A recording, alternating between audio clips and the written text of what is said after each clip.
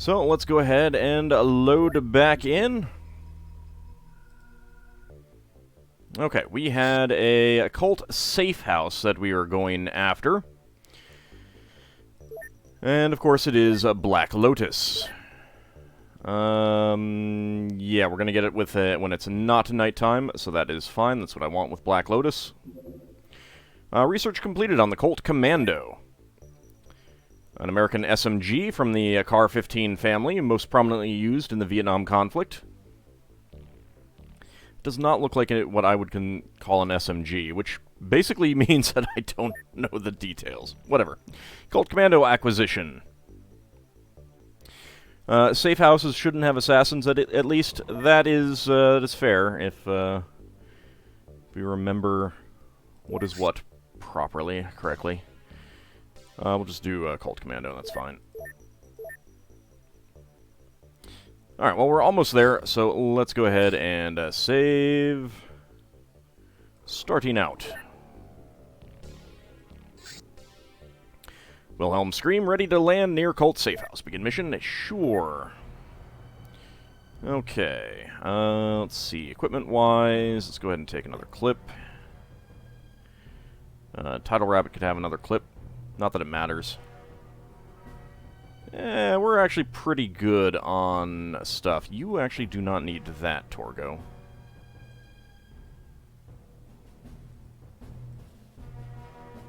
Okay. Oh! Hi! Hi, friend! How's it going?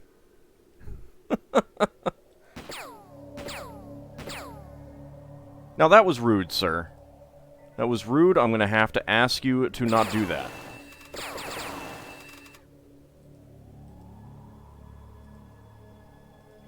Okay, unfortunately, Torgo is pretty heavily overloaded, so I'm not going to have a whole lot of shots out of him.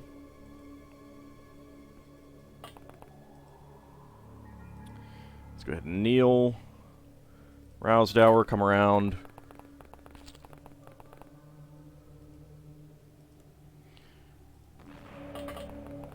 Torgo, move that way.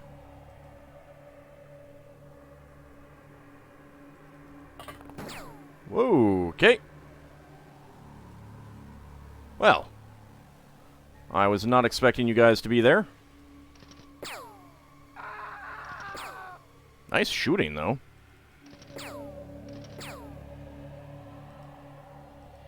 Okay, let's, move that way.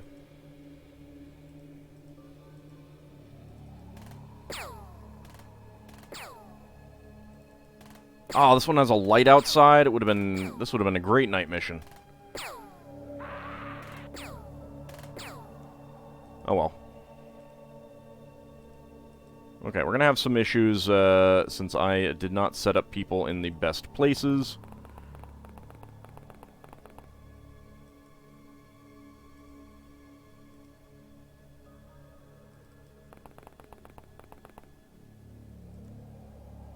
For some reason, I was expecting them to come that way.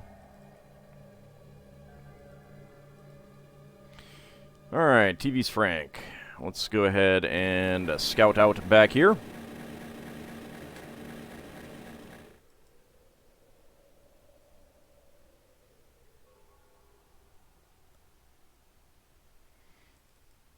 Okay. Guess we'll go head up that way then. They did do some damage to TV's Frank, and I'm not happy about that. No, don't shoot at TV's Frank. It's rude.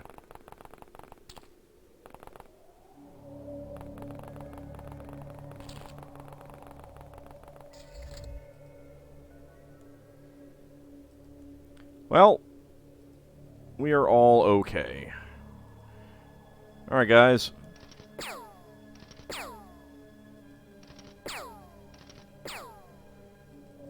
Well, that's disappointing.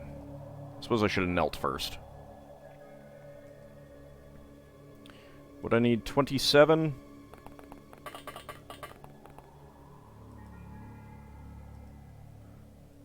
Perfect. Oh, wow.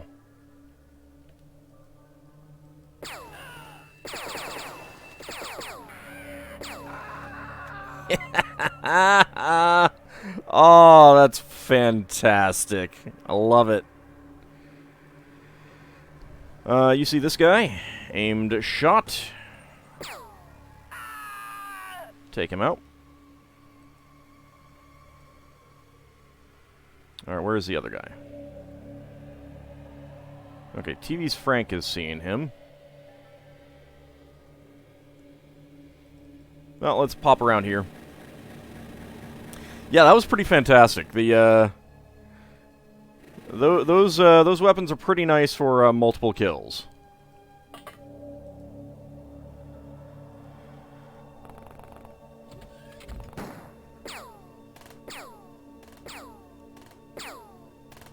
Go and get some Overwatch.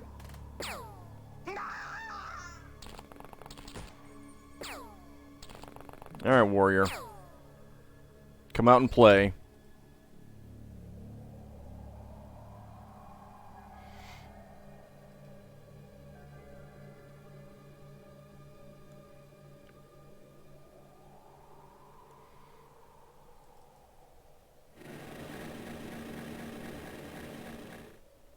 Don't see anything else that way.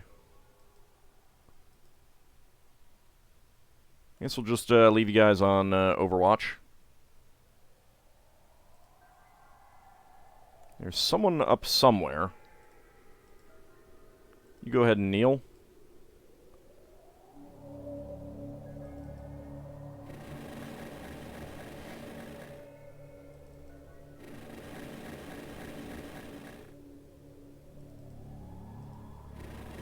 Oh. Well. I think TV's Frank is dead.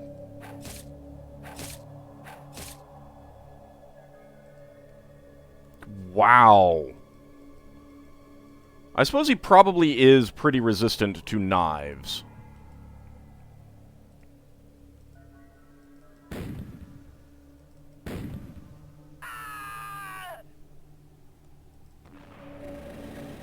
Let's get in there.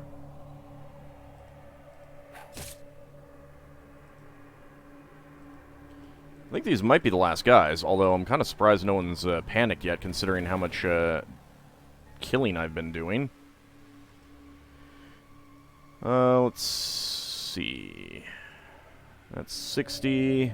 Yeah, let's go right there. Might get slightly better accuracy. Hey, Cody. So the book today is A People and Places of Ancient Western Asia.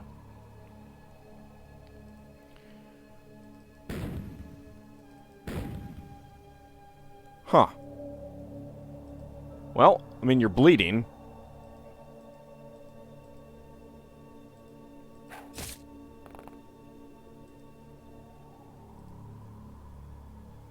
Alright.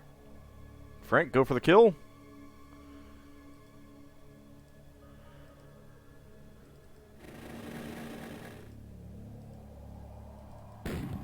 Dang it. There we go. Right to the butt. Wow. Yeah, no panicking, no surrendering at all. Kind of surprised.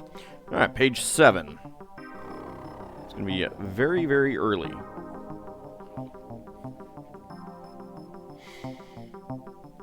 Okay.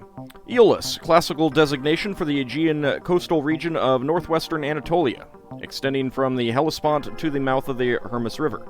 The name was derived from the Greek population group called the Aeolians, who in the last 2 centuries of the second millennium migrated eastwards from their homelands, which lay in the regions later called Boeotia and Thessaly on the Greek mainland. They settled first on the islands of Lesbos and Tenedos before occupying the coastal part of the Troad in the region to its south. Strictly, Aeolus and Aeolian are purely ethno-linguistic terms.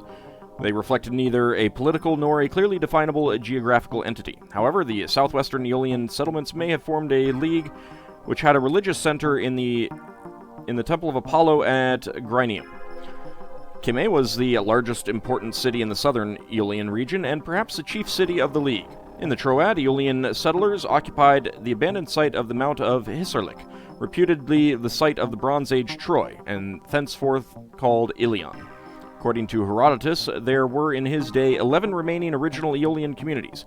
Kyme, Lyrace, Neotakos, New Walls, Temnus, Killa, Notium, Aegiroessa, Pitane, Aegae, Myrna, and Gyrnium. A 12th community, Smyrna, had once belonged to this group, but had been taken over by the Ionians.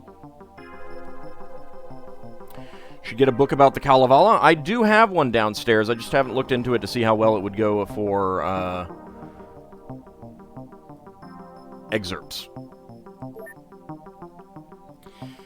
Alright, let's see. Pupanel, 1 turn unit, 3 stamina, 1 accuracy, 1 strength, 1 sanity. Tidal Rabbit, 3 stamina, 1 strength, 4 sanity. Tazarin, 2 stamina, 2 hit points, 3 sanity. Torgo, 4 accuracy, 2 strength, 2 sanity.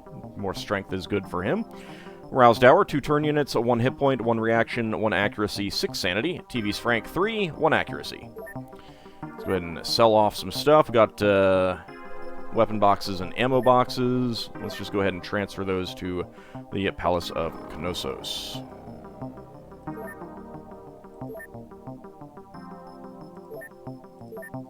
Okay, solid second award for Pupanel, Tidal Rabbit, and Tazarin. Ice Cold Killer, second award for Torgo. Jungle Mower, first award for Torgo. Lucky, first award for Torgo. Executioner, first award for Torgo. Battle Scarred, first award for Torgo.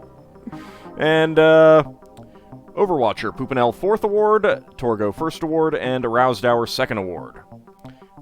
Elite, 1st award for Pupanel.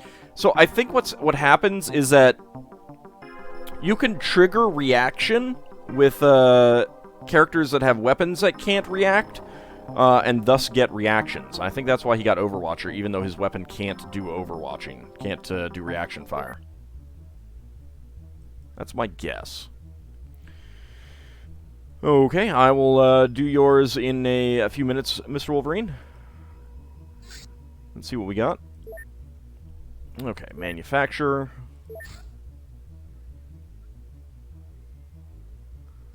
Unpack these.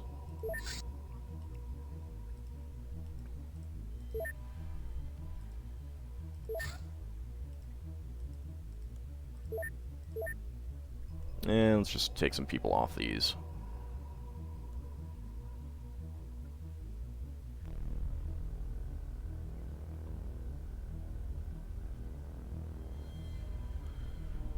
Can we get them both to 3?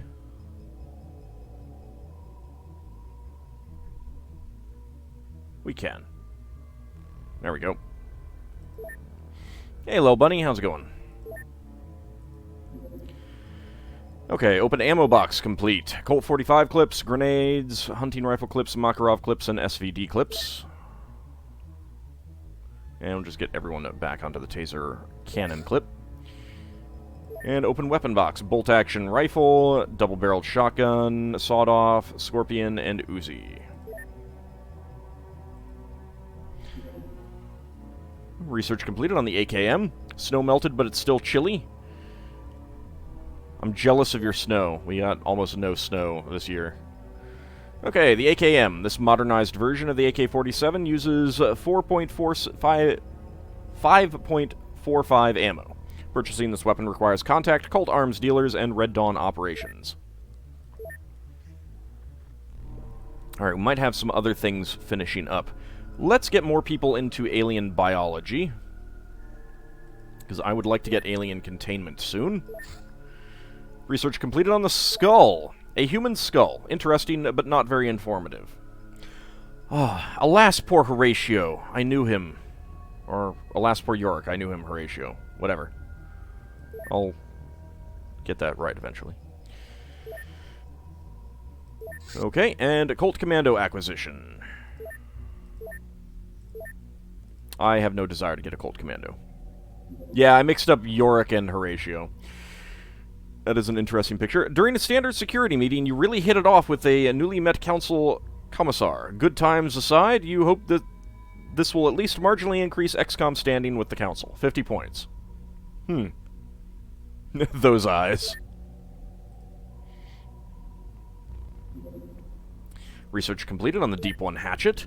A fairly normal melee weapon, but made of an unknown hardened plastic material that makes it lighter and more durable than metal. It is balanced for users with good strength and throwing skills. So, throwing accuracy plus 0.34 times melee accuracy. It's probably a lot better than a regular axe. Power bonus 0.6 times strength plus 0.1 times melee accuracy.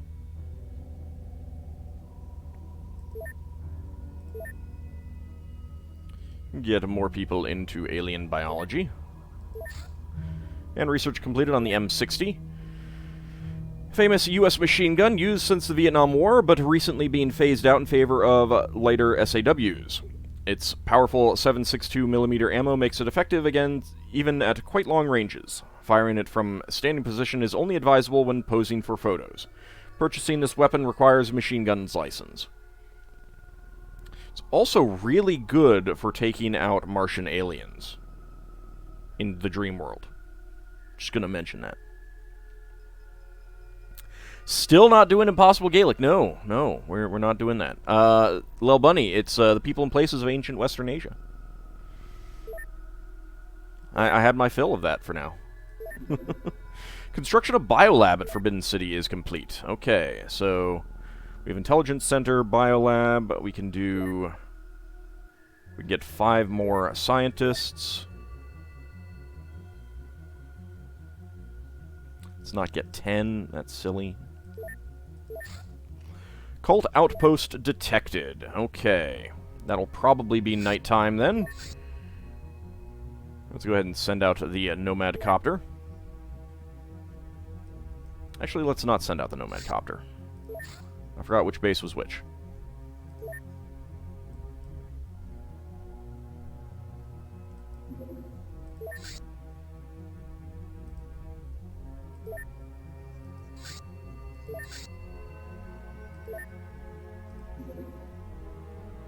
We'll send out the Cave Carrot.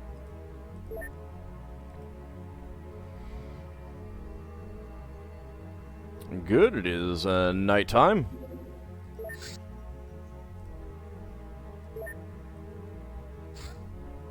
Let's go ahead and begin the mission.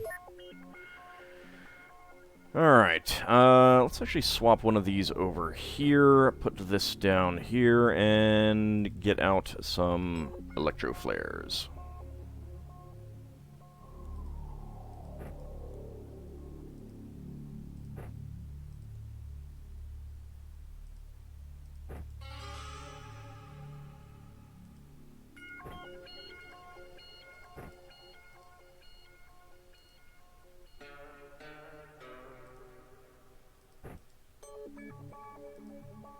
Okay, so that's everyone with a basic set. We don't need to take the flashlights anymore, because they are, you can turn them on and off.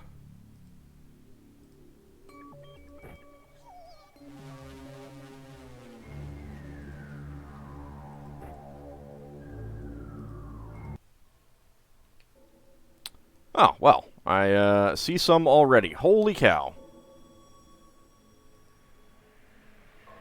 Well, Kalinus might be having some fun. But our $2,000 flashlights. Alright, let's see, you said page 8? Oh, well, actually, Lel Bunny, I do have the other book close by. It just didn't seem that popular, so I was going to put it away. But if that's the one that you want, you can certainly get that one. Okay, page 8. Oh. Agade, also known as Agade. City of uncertain location, probably near the confluence of the Tigris and Diyala rivers in the northern part of the southern Mesopotamia. Its history of occupation extends from mid-3rd millennium until at least early 5th century. Around 2334, it came under the control of a leader of a Semitic origin called Shahrumkin, or Shahrukhin, more commonly known as Sargon, who established there the seat of a royal dynasty which lasted for almost 150 years, from 2334 to 2193. For the legend of Sargon's birth, see another source. The city was probably founded a generation or so before Sargon adopted it as his capital. He then bestowed its name, in the Semiticized form Akkad, upon the kingdom which eventually held sway over the whole Mesopotamia, and a number of regions beyond. Both contemporary and later written sources create a picture of a busy, cosmopolitan center which contained a number of temples, palaces, and a large quayside area, and whose population included the personnel of an extensive civil service bureaucracy, merchants who traveled to and from distant parts of the Western Asian world, and large numbers of troops. A well-known literary lament, commonly known as the Curse of Agade, composed within a century or so of the fall of the Akkadian Empire, describes in graphic detail, the collapse and abandonment of its capital. According to this text, the city, and especially the Akkadian king Naram-Sin, had grievously offended its deities, who brought about its destruction through a combination of drought, famine, and outside invaders, notably the Gushans. As a historical source, the text is of limited value. In fact, Agade was to survive for many centuries after its alleged fall. A provincial governor was installed there under the Ur-3 dynasty, and the city is attested several hundred years later in the prologue to the law code of the 18th century Babylonian king Hammurabi. Further references to it occur in late Bronze Age Kassite and post-Kassite sources, and in first millennium Neo-Assyrian, Neo-Babylonian, and Persian texts. It was, for example, probably one of the Babylonian cities affected by the Sutean invasions of southern Mesopotamia during the reign of the 11th century Babylonian king Adad Apla Iddina, who is attested in another source. The city's survival and preservation may have been due in no small measure to its association with Sargon, one of the greatest figures in Mesopotamian legendary tradition. Rebuilding programs were undertaken in the city by the Assyrian king Esarhaddon in 680 to 669, and by the Neo-Babylonian kings in the 6th century. The terms of a treaty between Esarhaddon and the newly enthroned Elamite king Urtaku may also have prompted the Elamite decision to return the statues of Agade's gods, probably seized from the city in an Elamite raid. Excavations were conducted in Akkad on the instructions of King Nabonidus, 556 to 539, who undertook a 3-year campaign to discover the ancient foundations of the Ulmash temple, so that he might rebuild it on its original site. His scribes carefully copied ancient inscriptions which were found among the earlier remains. The Persian conqueror Cyrus II also claimed to have restored the Ulmash temple. Occupation of the settlement must have persisted until at least early 5th century, when the final known reference to the city occurs. You hear the name as Sauron instead of Sargon.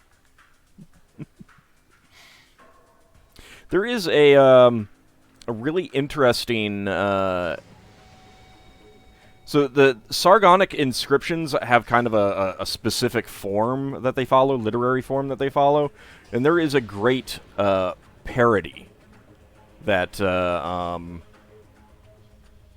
that was written by someone. And it's actually the oldest Sargonic style inscription that we know of. The parody is older than the than all of the existing ones, which is pretty interesting. Okay, let me go ahead and move you here. How much is it to throw? 16, and... yeah, okay, I'm only going to get one of these anyway.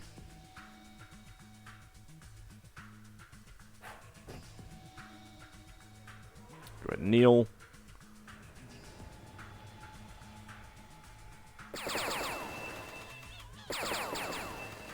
Well, I got one of them at least. People like satire. Well, it's especially interesting because, I mean, like, to a certain extent, it makes you realize just how old, you know, forms of humor are. Hey, Colonel Krukov, how's it going? Okay, see. Oh, you. I do not like you.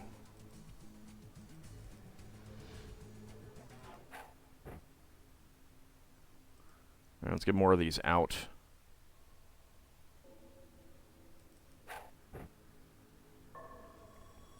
Dang it, there's another one too.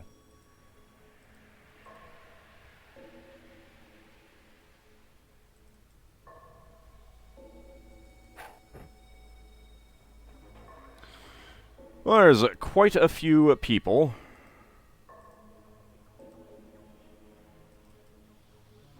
Not enough time units on you. Alright.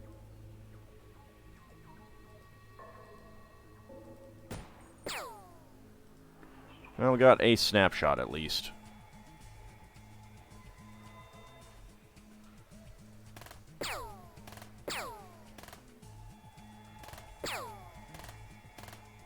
Well, at least he doesn't see us. Not enough time units.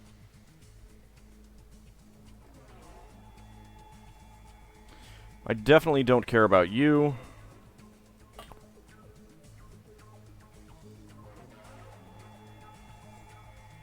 Don't really care about a lot of you at the moment.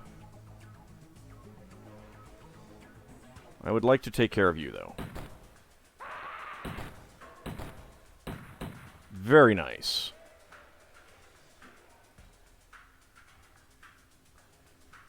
Okay, let's go ahead and take care of this guy down here.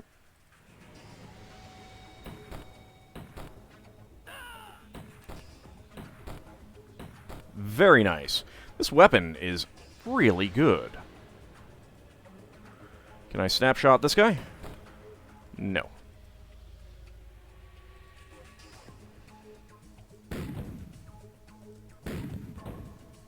Dang it. Alright, well, let's see what happens. No! Not my robot! Leave him alone! You bastard shooting my robot.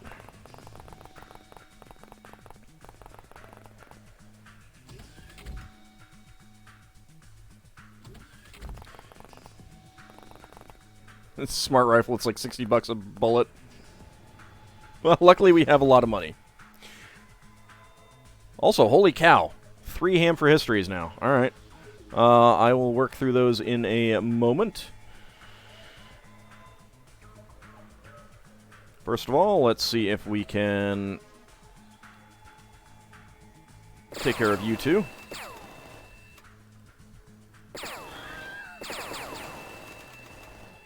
Well, we got one of you.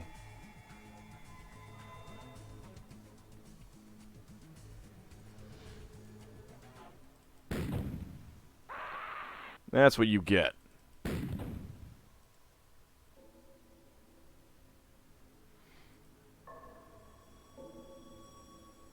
Okay, don't actually see anyone around, so let me chuck out another electro flare.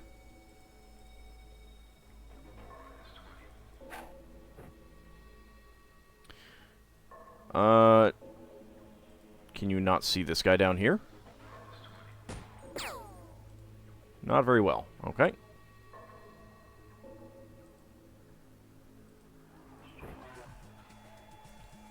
Let's go ahead and chuck out another electro flare. How about over there? Okay. We'll just work on taking out you. With a shot to the head. That guy does have a pistol.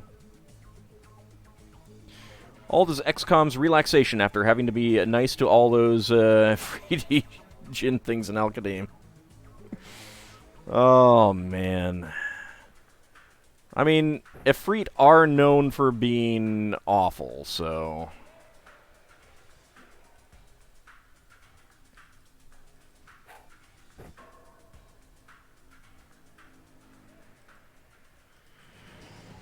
let's auto-shot you. There we go. I might still be able to hit you. Let's see. Well, I hit. Did I do any damage? No, no damage. Okay. Auto-shot.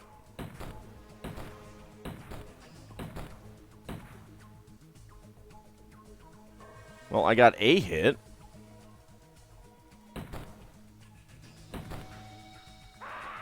There we go. That guy had a lot of hit points.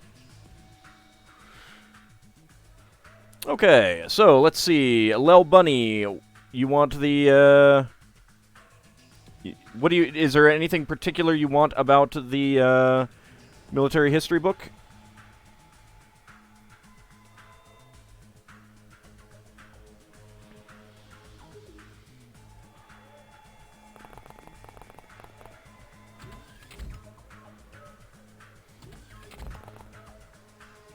I'll look at them coming out, getting ready to be shot.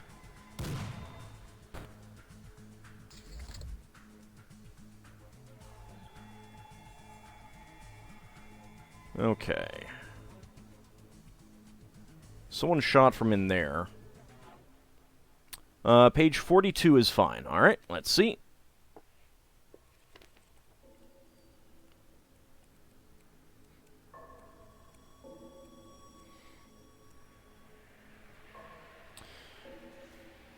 If we send him a copy of Twilight. MDB, I have garbage cans for that. Found out that you have 2 copies of 2 books on Roman history. One is Rome and Her Enemies, and the other is The Complete Roman Army. Would you have any interest in them? Maybe. I would need to look them up. Like, see who the author is and stuff like that.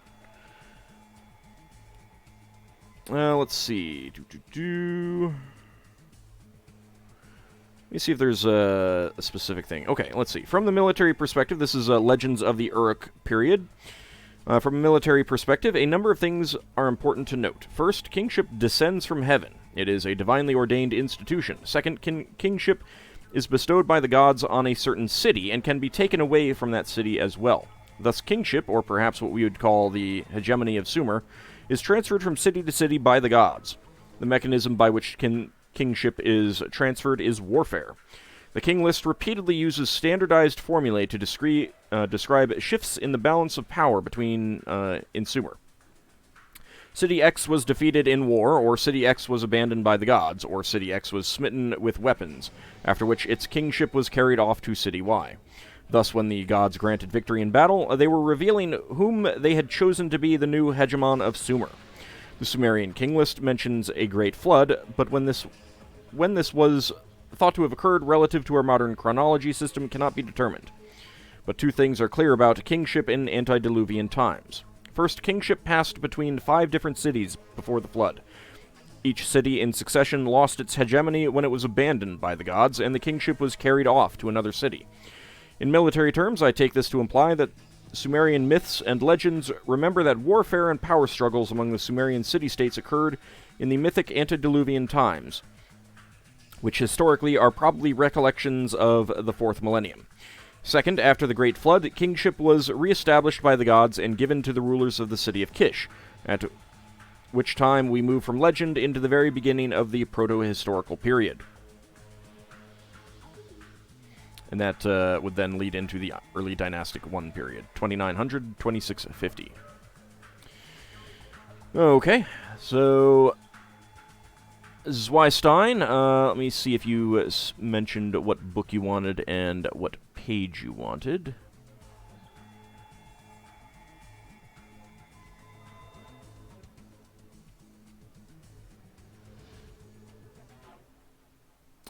Page 9 on People and Places. So let me go ahead and do that one in just a moment. Let's get through another turn of combat first.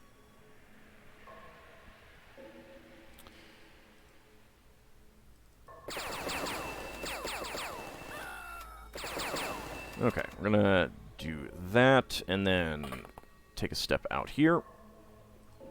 Kneel down. Okay, it feels like there's nothing else out here for now. Do you have any more electroflares? No, not really. Okay, you see those 2. Let's wait a moment before doing anything else. Who has another electroflare? Longmace does.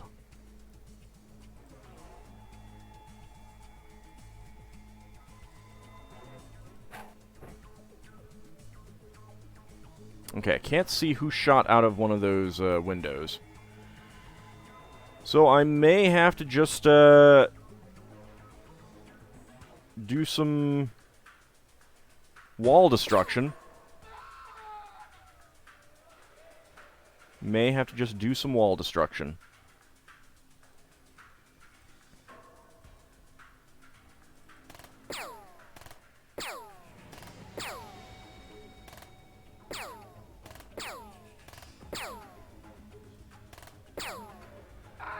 There we go. XCOM Fence and Tree Removal Service.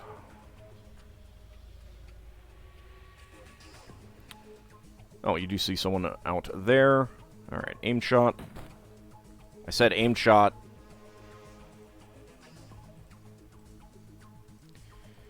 I said aimed shot. Not enough time units. And not enough time units for a, another thing. Okay, let's see. Don't really want to get in too close.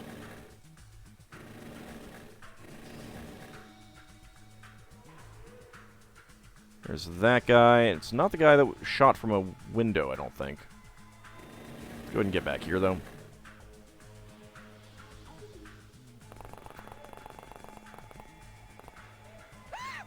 Exalt Infiltrator is panicked.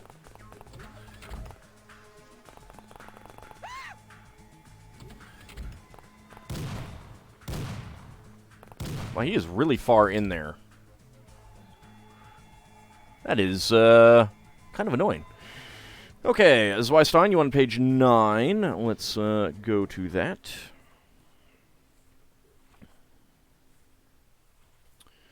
Keep in mind that I'm not reading everything on every page.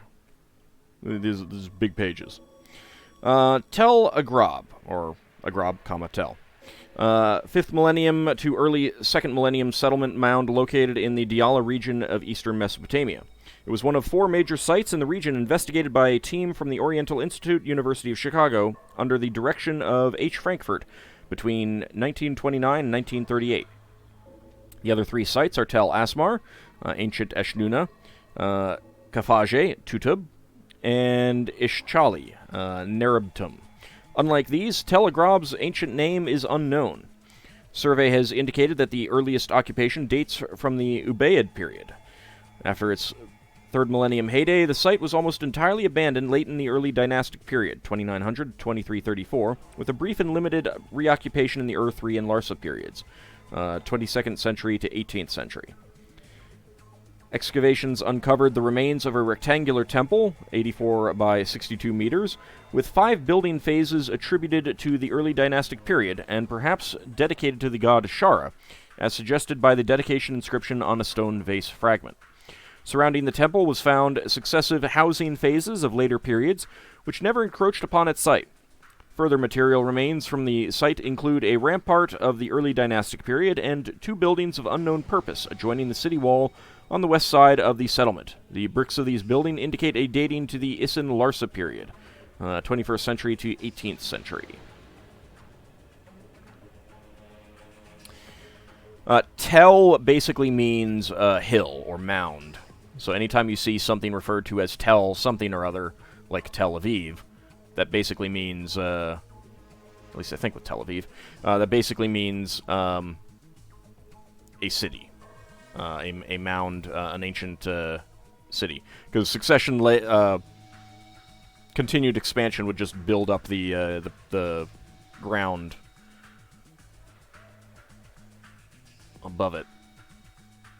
Alright, so I got that guy. And there's 2 guys out there. Alright, Clinus. Go ahead and make this guy's day. Yeah, made it pretty well.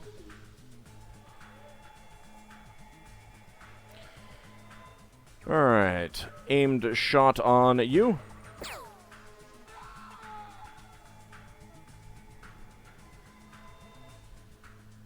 Aimed shot on you.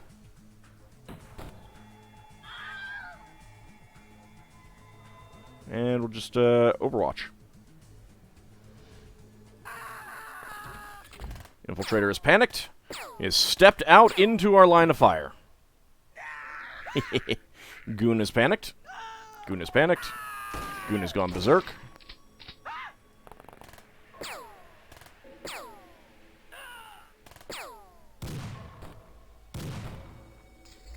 There is still a guy in there, and I don't like it. Tel Aviv is Hill of Spring or something close in Hebrew. Yeah, I mean, they all have various names, but the Tel part generally indicates a settlement mound.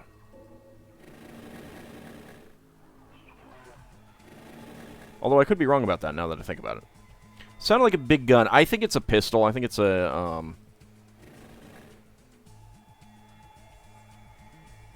I don't think it's actually all that big. Okay, so we got those two guys. I'm going to need to send someone into the structure, I think.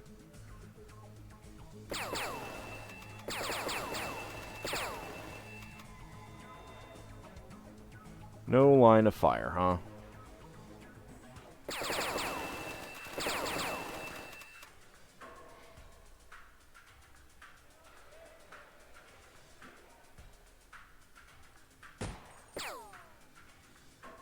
Okay. Not getting that guy killed.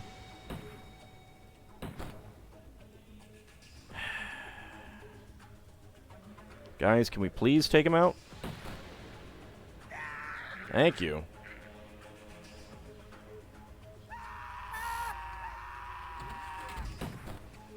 So much panicking. So wonderful. Okay, let's see. MDB, you did list a page. 123, okay. Let's see. 123.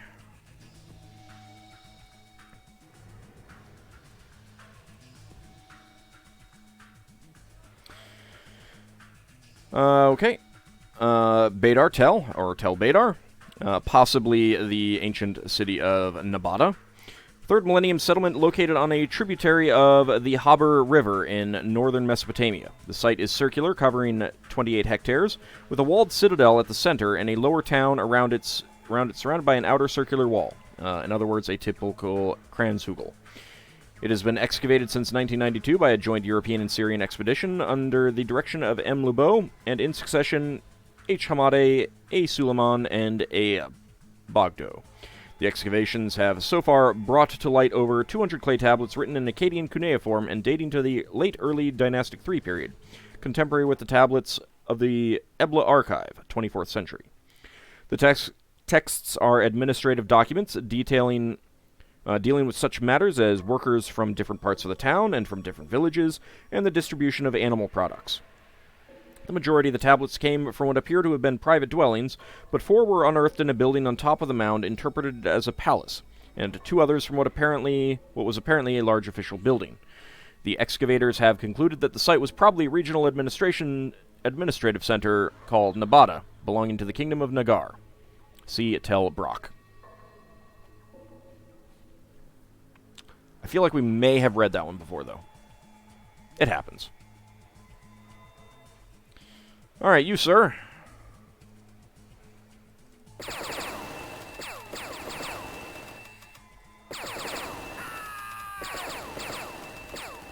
Survived pretty well, and I'm not happy about that.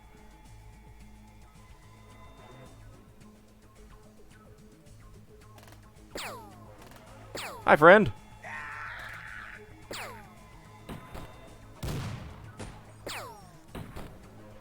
Yeah, he's got a pistol. Whoa, I think someone just shot someone in the back. Enemies killed, 21. Enemies surrendered, 1, for a total of 112 points. Reclusive Hero, 3 reactions. Lazy Monkey, 1 stamina, 3 reactions, 4 accuracy, 1 strength, 2 sanity.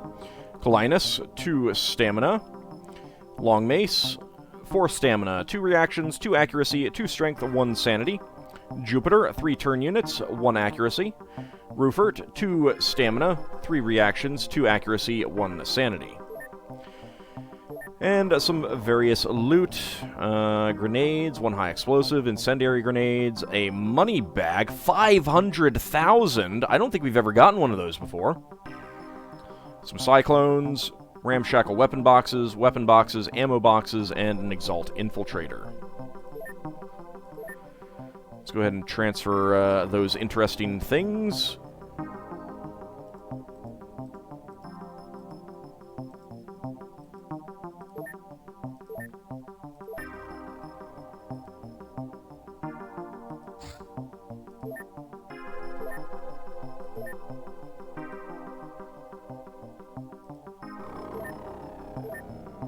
Okay. Alright, Assaulter, 5th Award, Reclusive Hero. Correctional Officer, Kalinus, 2nd Award. Death Dealer, Reclusive Hero, 2nd Award. Solid, Rufert, 1st Award. Patient, Rufert, 2nd Award. Executioner, Lazy Monkey, 2nd Award. Night Owl, 1st Award for Lazy Monkey. Battle Scarred, Rufert, 2nd Award. Bane of Exalt, Lazy Monkey, 1st Award. Bane of Exalt, Kalinus, 2nd Award. Overwatcher, Lazy Monkey, 2nd Award. Elite, 1st Award for Lazy Monkey and Rufert. 5th Award for Kalinus. Master of the Black Ops Smart Rifle, Lazy Monkey, 1st Award.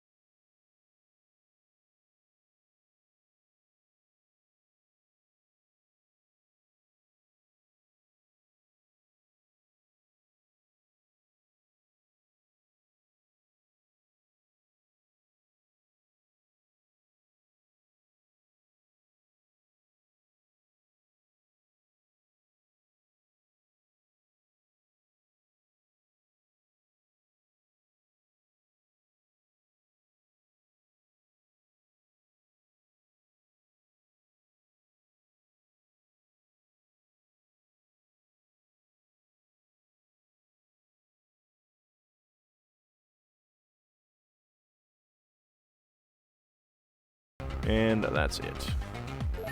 Okay. Not too bad.